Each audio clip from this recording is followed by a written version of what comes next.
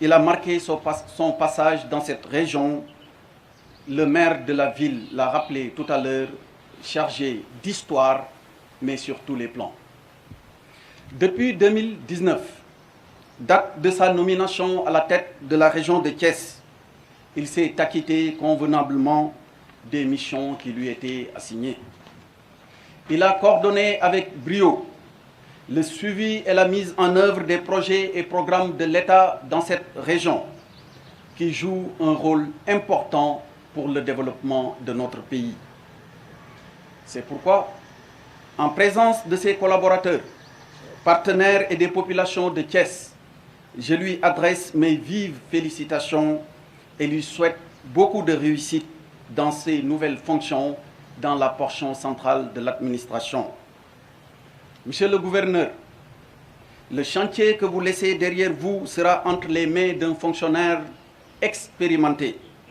Vous le rappeliez tout à l'heure, c'est comme qui dirait, vos destins sont indissociablement liés depuis le campus social de l'université Cheikh Anta Diop de Dakar, en passant par la gouvernance de Kolda jusqu'au jour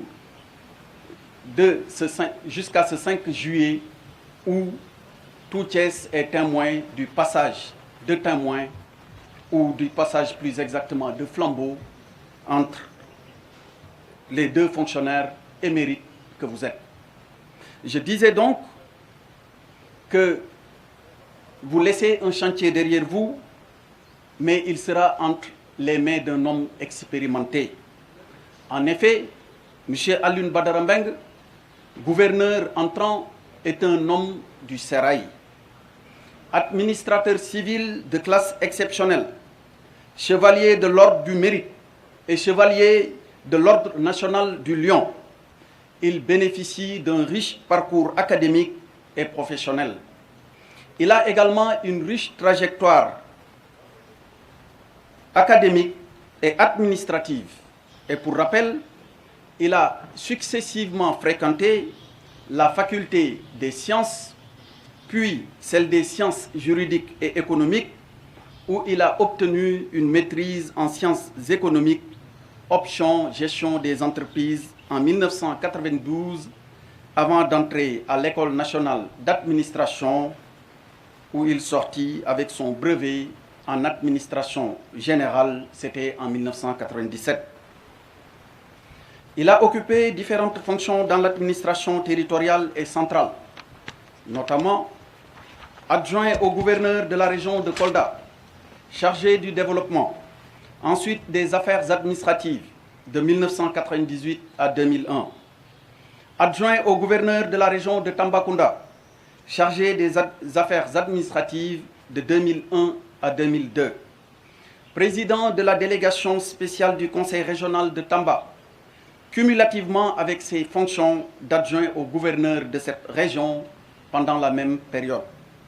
Secrétaire général du Conseil régional de Louga de 2002 à 2004, chef de la division des études et de la législation du ministère de l'Intérieur de 2004 à 2005, préfet du département de Kaffrine de 2005 à 2007, préfet du département de Vélingara de 2007 à 2009, préfet du département de Nioro-du-Rip de mars 2011 à janvier 2014, directeur de cabinet du ministre chargé de la décentralisation et des collectivités locales de mai à octobre 2009, puis secrétaire général du même ministère jusqu'en 2012.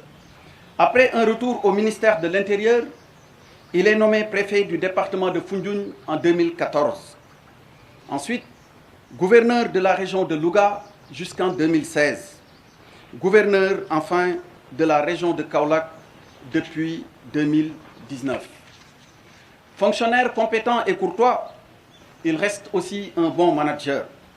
Pour rappel, en si peu de temps, il a participé à la réalisation de grands projets de l'État dans la région de Kaolack, où il a relevé de nombreux défis dès son arrivée.